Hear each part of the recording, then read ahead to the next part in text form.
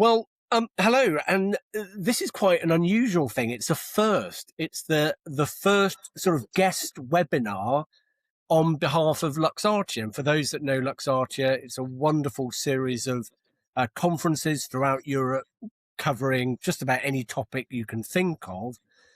But I am delighted to welcome my good friend, Linda Tonkes, who I have been meeting at various procurement and contract management conferences over the years.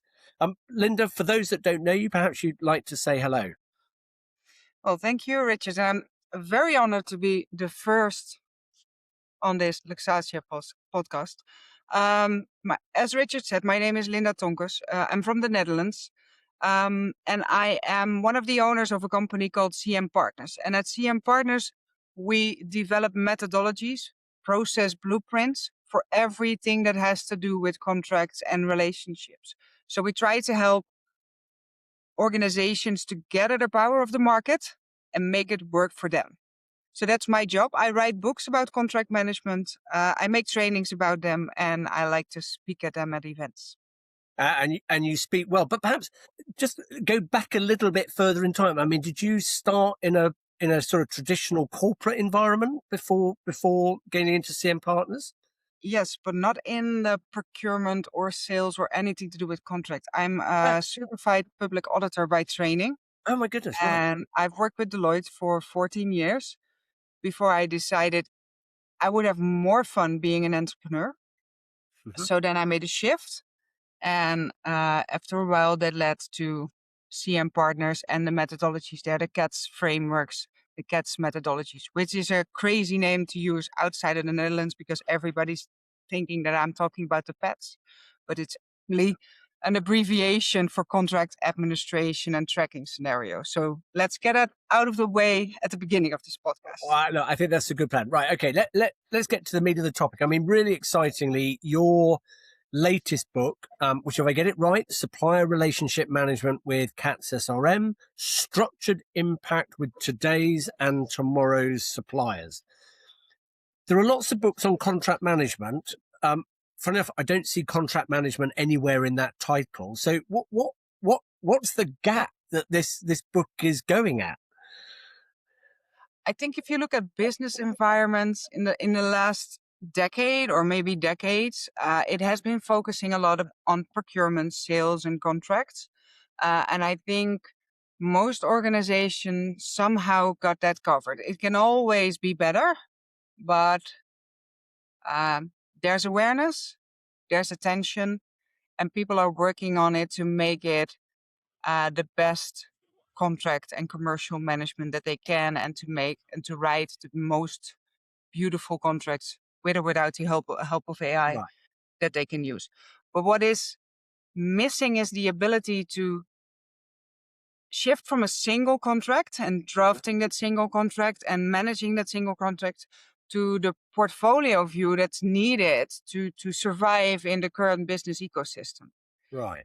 If you look at change there, technological change, social change, the impact of geopolitical stuff, everything is changing. So we need to prepare our organization to be part of that business ecosystem.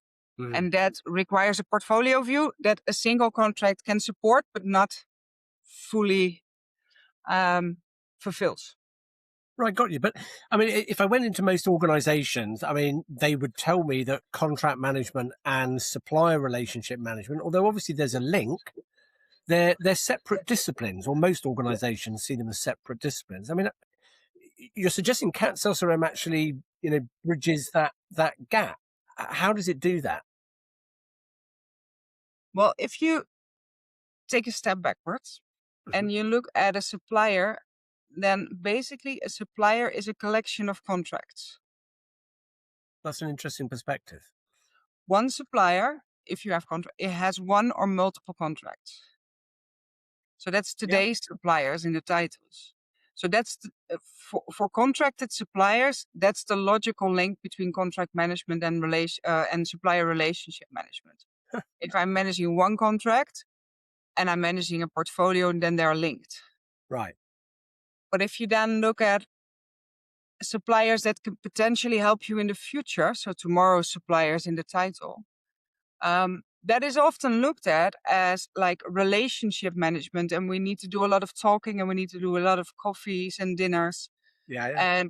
And the link to contracts, contract management, procurement is totally missing. It seems Right. like a separate talent or a separate part of the organization. Well, it's actually maybe even more important to make sure that the knowledge of the market that you gain there, the ambition that you share with the market there, to share that with procurement and contract management, so you can make that function as a whole. Mm-hmm. So you get the pre-award and the post-award. If a lot of contract management experts Okay. know pre-award, post-award, where does one end and where does the other one start? It's the main discussion. But it's also very interesting to overlook, to look, how do we connect these two? Mm-hmm. And not just by handover, by signature, but how do we actually embed our company vision, our organizational goals in pre and post-award at the same time? Got it.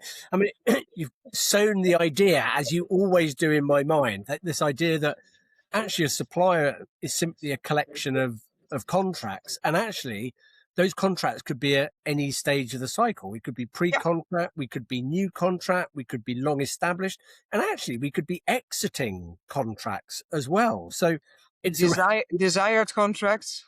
We're not in procurement yet, but we want to do business at some point. Yeah, well, exactly. So, I mean, obviously, the subtitle of the book talks about structured impact with both today's and tomorrow's suppliers. I mean, what specifically do you mean by structured impact? By structured impact, I mean making supplier relationship management work in a process-based way. Ah, If you look at the impact that supplier relationship management and contract management has on an organization, it is not the wisest thing to manage that at a personal, ad hoc level and just let it be dependent on personal expertise, personal favorites, personal flavor, etc. If you want to make sure that that works for you today, but even more in the future where data and compliance, etc., are becoming more and more important, you need to set a structure on how to do that. And that's a process for me. And that process allows you to do things that you know you have to do very efficiently. And it also allows you to have time remaining for the things that you didn't see coming, because they're going to happen. No methodology in the world, no process in the world is going to prevent surprises.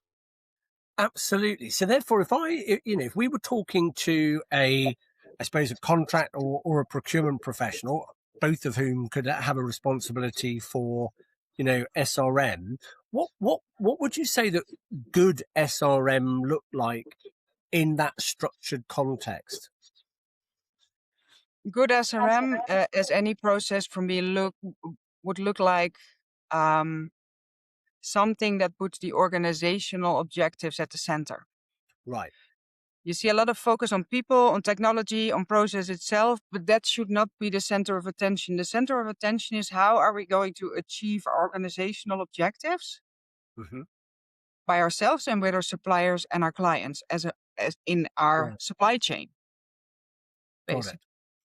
And then if you drill down organizational goals, which comes from your mission and your vision, and which are maybe a little bit limited by laws and regulations, you can drill them down to supplier portfolio objectives. That can drill down to supplier objectives. That can drill down to single contract objectives that make sure that procurement and contract management are doing the right thing on a contract level.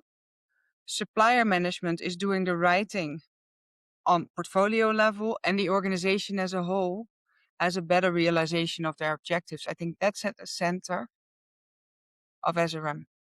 Got it. Now, let's just ground this in your reality. Your CATCM methodology, I mean, it's in use by over 1,500 organizations worldwide. So you've seen firsthand the way that, practitioners in those organizations actually are using your methodologies. To what extent has that observation shaped the way that you developed CATS SRM? I think it had a major impact on it. Right. First of all, because CAT-CM, which is the first methodology we work with for contract management, allowed us to interact with a lot of clients, a lot of individual participants in our trainings, and they all gave us feedback. Right. So it allows me to gather the knowledge of the market and try to make something out of that works for everybody. But it also learned me that even though I would love for everybody to do everything that's in my methodologies, because I think they, as a whole, they make sense, that's not how reality always works. You can be comprehensive, but you also need to make sure that the methodologies are usable. And they should be usable for somebody who's performing supplier relationship management by themselves, or maybe one or two colleagues, but Hmm. also for organizations that have a big employee base doing this stuff. So comprehensive but scalable. Got it. Practical? Yeah. Right. Well, okay. So look, I like you love a good process. I love a good system. And we create them and we write them, and then we let those very annoying things called people get involved. And, if I think about SRM, based on my procurement background, SRM is often a source of not harmony, but competitive conflict between the part of the business that is actually receiving the goods or services from the supplier, legal, a contract or commercial department, if one exists, procurement, who obviously were involved, and it never quite feels like it's a unified team. So I'm really interested in whether the SRM methodology helps to resolve this annoying human problem of us, competing rather than collaborating. Well, I think that the competition that you mentioned, I recognize it, but it is caused for the major part by unclear roles, unclear Right. definition of who's responsible for what and what a job or a role actually means. So what you see is that people will do the things that they think are logical for the job title they are given, Hmm. and somebody else expects you to do the things that they think that are logical, and they almost always misalign. Right. And what you see then is people in the business, they want to their project or their service to continue. Mm. So they will start to fix things themselves where they maybe could have escalated something. Got it. People in procurement will make sure the best contract is there. But if we give everybody the right roles with the right Mm. job description and everybody's aware of them, and we arrange for a functioning governance over that, so who is allowed Right. to decide what, and information management between those roles, then it becomes clear, and then things shift to very proactive processes, because we know what we can expect of each other, and we know what we have to do, and when it's okay to call somebody else. Got it. I'm intrigued. I mean, I've got my own views, but do you think there's anything about supplier relationship management that you think is just consistently misunderstood, even by really experienced professionals? I mean, do you see things that you just look at and you say, again, it's this, it's not? I'd love to know. A lot of things pop to mind, but I think the biggest misunderstanding about supplier relationship management for me is that it is only meant for people that has been in the business for 30 years, that have perfect contacts, that know everybody at supplier side, and Right. they're very good at talking and drinking coffee. I think it's a broader skill set. You need to be Right. able to manage your internal stakeholders. You need to analyze the market and try to influence, even influence the market on the long term. You need to work on the attractiveness of your organization to be a Right. client that suppliers even consider, and that's a whole different skill set Hmm. and a whole different approach. So. I think that's the misconception, that supplier relationship management is either the escalation level of contract management, Right. or people that are only hugging our suppliers and making them feel good. And it's really interesting listening to you. You know, the big list in there were all soft skills. It was all listening, it's all engagement, it's communication, it's understanding. I mean, this seems to be, even in the world of AI, actually the importance of these soft skills, particularly in something like SRM, is paramount, right? Yes, it's paramount, but I'm going to do one theoretical exercise. If you look at a process, it is designed for the proactive part of activities, the thing you can predict and the things you know that have to be done in order to be effective at the end Right. and to do these efficiently. So, and there are also the things that you can easily, somehow, maybe easily, but you can automate them. You can use AI, you can use software systems to do that for you. But the only thing you do is make the proactive part more efficient. Right. And the proactive part also needs soft skills, but the reactive part, what if another COVID happens? What if the Suez Canal is blocked again? What if there is a major innovation around the corner that we need and we want to be first? How are we going to move that supplier in a way that they're going to help us do the right things in the future? And that's where soft skills comes in, but that needs a perfect process. Ah, I love that distinction between you can automate that which you can predict is going to happen, but actually you still need the soft skills to deal with the unexpected, right? Yes. Okay. Well, look, I'm excited.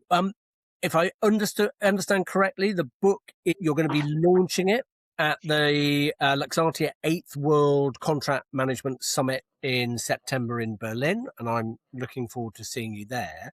What do you hope delegates take away from the session, apart from the obvious statement of you hope they take the book away? I hope they stop seeing supplier relationship management as another trend or another initiative or another layer on something. I hope they are going to recognize it as that driver for business ecosystem management on your procuring side. Hmm. If they recognize that, and if they recognize that a supplier, a future supplier, or a current supplier, that they will be the ones that will help you achieve your organizational goals in the long term, that they should be an integral part of how you think about your business. And that's not just another gimmick. That's not just 10 cups of coffee. That's not just another strategy, but it is an integral part of your processes. Wonderful. Well, look, I'm looking forward to it. And for those that aren't going to be at the summit, and by the way, there's still plenty of time to sign up for that. When is the book actually going to be available to the public? What date's it due publishing?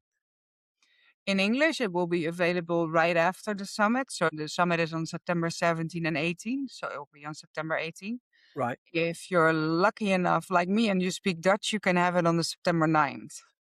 Well, I think that's only fair that you get it earlier. Well, look, Linda, a pleasure to talk to you. Really exciting to hear about your new book, and I know for those that have experienced your insights and knowledge from the CATS CM approach and book earlier, I know there's going to be a lot to gain for it. And I look forward to seeing you in Berlin in September. But for now, Linda, thank you very much, and the best of luck with the publishing. You're very welcome, and I'm looking forward to see you two again. Wonderful. All right, Linda, for now, goodbye. And for those that are watching, if you're excited and would like to see it live, please go take a look. There'll be a link below to the event, the Luxatia 8th World Contract Management Summit. But obviously, there'll also be a link, I'm sure, to where you can find the book once it's made publicly available. But for now, from Luxatia and from Linda Tonkes, thank you very much indeed, and goodbye.